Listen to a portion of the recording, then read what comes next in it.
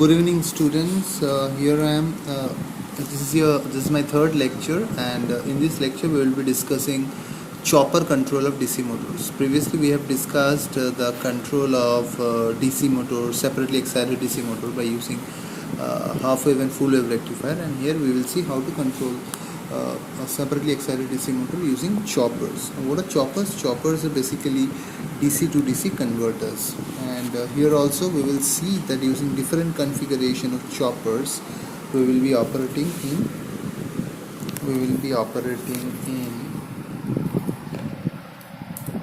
just a minute. Yes, yeah, we will be operating in all the four segments, right? In DC motor control using converters, we have seen that we have been able to operate in the first quadrant and the second quadrant using full wave rectifier, and using the half wave rectifier in only the first quadrant. Using the chopper, we will see that how can we operate the DC motor in all the four quadrants, right? First quadrant being the forward motoring, the second quadrant being the forward braking, the third quadrant being the reverse motoring, and the fourth quadrant being the reverse braking. Now, first we will come down to type A chopper. There basically we will study about A, B, C, D, E. There's five types of choppers, but to start with, we will discuss the type A chopper, which is more popularly known as a step down chopper. Now, in the step down chopper, the configuration of the chopper is like this. Again, needless to say that this RLE load basically represents a DC motor load, a DC motor. Now, this is the configuration of the step down chopper. This is a switch, electronic space switch, right? This is my supply DC voltage. This is my diode used. Now, as you can see that with the step down chopper, only the first quadrant operation is possible. That means we can only operate in the forward motoring mode. That is the output voltage will be always be positive, and the current will always be positive. That is, this is my reference direction of the output current, and this is my reference direction of the output voltage, and both this voltage and the current, the reference directions will be followed. That is, they will always be positive. That is, the polarities of this voltage will never be changed, and the direction of the current will always be entering into the load. Now, here we have seen that this is a T on, this is a T off. This T on plus T off together makes the one time period of the switching cycle. And now during T on, that is when this switch is turned on, we can see that the voltage across the motor is Vs. That is a supply voltage, so therefore we can see it's Vs. And when it is turned off, when the switch is turned off, then what happens? This diode is forward biased. And therefore the current continues to freewheel through this diode, and as this diode conducts, the voltage across the output becomes zero. So we can see that during T off interval, the output voltage is zero. This is the plot of the output voltage V0. Similarly, it continues, and the current, as the switch is turned on, this S is turned on, so the current rises up, and this charges this inductor. This is the current rising up and charges this inductor, and as soon as you turn off this switch, what happens? The current starts to decay through this diode and freewheels through this path. So this is the my waveform of my current, right? Supposing this current has this average current I0 average. This is not the instantaneous value of the output current, and from here we will get an average current I0 average. Now, considering the duty cycle. Now, what is this duty cycle? Duty cycle is the ratio of the on period to the one period of switching cycle, T on. That is that is D is equals to T on by T, where T is equals to T on plus T off. Right. So from here, from this waveform, we can very easily calculate. So if T on, so from this equation, and replacing T on by dt, we can get T off is equals to 1 minus dt and T on is equals to dt. These are very simple. You will just understand as you go through it. And V0 average, from this waveform you can easily calculate the V0 average as D into the supply voltage. That is just this is as simple as that. V0 average is 1 by the time period, the total area enclosed by the on time period, that is Vs into dt. Time period gets cancelled. What is left is dVs. This is your average voltage.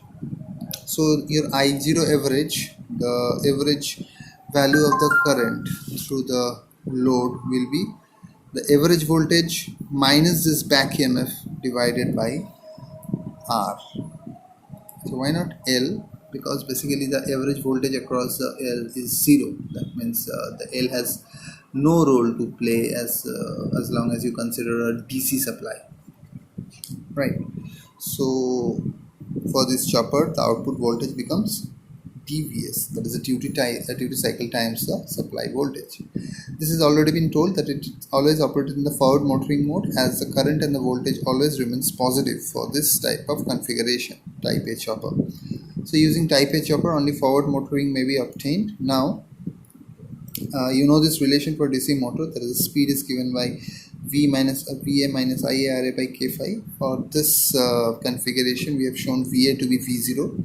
For this is the motor, then this is the armature, and the voltage across the armature, that is VA, is the V0. So VA minus IA RA by K phi, and here IA is I0.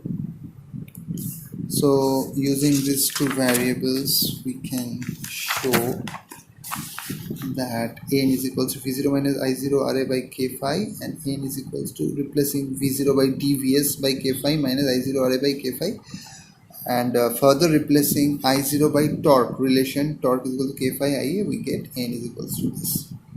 This represents a straight line equation, as you have seen in case of the converter also the same thing, and here with different values of the duty cycle, the speed will vary as such.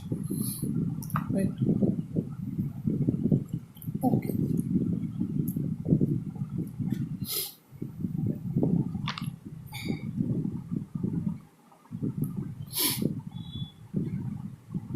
This is 41. So we see that as the values of the duty cycle reduces from T1 to T2 to T3, the no load speed also reduces, N1 to N2 to N3. Now let us describe this type B chopper. Type B chopper is, this is my type B chopper. So what is this type B chopper? Type B chopper refers to the step up chopper. The previous one was a step down, and this is a step up chopper. Now using this type B chopper, we will see how that we will operate in the second quadrant, that is in the forward braking mode. From the plot itself, we can see that in the forward braking mode, the output voltage will always be positive, but the current will reverse its direction. That is, the current will be negative. Now current negative means basically the torque of the motor will reverse. Now this is a configuration, and here I have shown that using type B chopper we can obtain second quadrant of forward braking operation. In this operation, power is fed back from the load to the supply. Means for this operation, the DC power from the load will be fed back to the supply, right, to the supply. So this is more of a kind of regenerative braking, you can say, where we have studied earlier that the power is fed back from the load side to the supply side. Now this is a circuit diagram. This is a configuration of the step up chopper. For the step up chopper, this configuration needs to be remembered and practiced.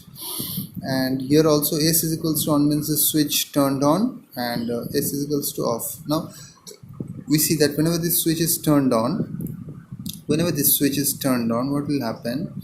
See, this EMF will feed the current through this. So my reference current is this, and the current actual flowing is opposite to I0. That means the negative direction of the current. So this as the on, so this is reverse biased by Vs. So as this is turned on, this back EMF will force the current through this switch S.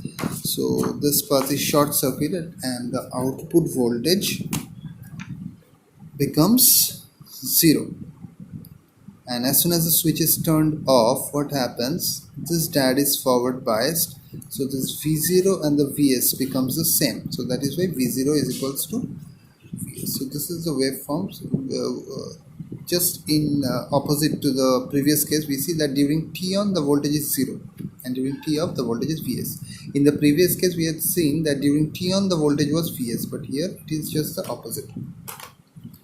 And we see here that and similarly, if we calculate the average value of this voltage, we will see the voltage comes out to be Vs into 1 minus d by t into t, that is 1 minus d into Vs.